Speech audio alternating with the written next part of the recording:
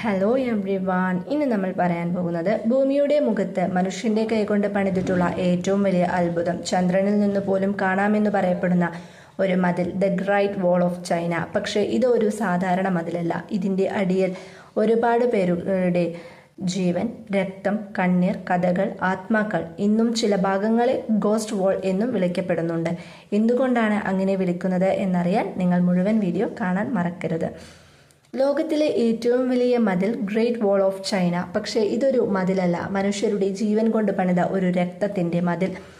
ക്രിസ്തുവിനു മുൻപ് 3-ാം നൂറ്റാണ്ടിൽ ക്വിൻ Xi Huang എന്ന ചക്രവർത്തി ബാർബേറിയൻ ആക്രമണങ്ങൾ തടയാൻ തുടങ്ങി.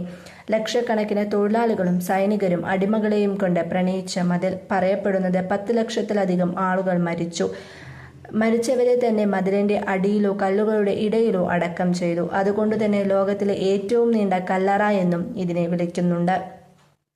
ഇന്നും ചില ഭാഗങ്ങൾ ഗോസ്റ്റ് വാൾ എന്ന് വിളിക്കപ്പെടുന്നു. രാത്രിയിൽ നിലവിളികൾ കേൾക്കാം. തലകെട്ട സൈനികർ മതിലിന്മേൽ നടക്കുന്നതായി ആളുകൾ പറയുന്നു. യാത്രക്കാരുടെ അനുഭവം ഇങ്ങനെ: മതിലിന്മേൽ നടക്കുമ്പോൾ അദൃശ്യമായ കൈകൾ പിടിക്കുന്ന പോലെ തോന്നുന്നു എന്നും. ഒരു സ്ത്രീ മെങ് ജിയാങ് നു അവളുടെ ഭർത്താവിനെ മതിൽ പണിയാൻ വേണ്ടി കൊണ്ടുപോയി. അവൻ മരിച്ചതായി കേട്ടപ്പോൾ അവൾ ആ മതിലിന്റെ അടുത്തേക്ക് ചെന്നു. അവൾ അവിടെ നിന്ന് ഉറക്കെ കരഞ്ഞു. അവളുടെ കരച്ചിലിൽ മതിൽ തകർന്നു.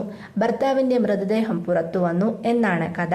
പകൽ മനുഷ്യരുടെ കഴിവിന്റെ ചിഹ്നം, പക്ഷേ രാത്രിയിൽ കാറ്റിൽ കേൾക്കുന്ന നിലവിളികൾ, കാൽപ്പാടുകൾ, പ്രകാശം. The great wall of China അതൊരു മതിലാണോ അതോ ആത്മാക്കളുടെ വഴികളോ? ഈ ഒരു വീഡിയോ മുഴുവനായി കണ്ടാൽ മാത്രമേ എന്താണ് മെങ് ജിയാങ് ന്യൂവിൻ്റെ കഥയെന്നും അതുപോലെ എന്താണ് ശരിക്കും ഗ്രേറ്റ് വാൾ ഓഫ് ചൈന, അതിലുള്ള ആത്മാക്കൾ സത്യമാണോ എന്നുള്ളതൊക്കെ നിങ്ങൾക്ക് അറിയാൻ പറ്റുള്ളൂ.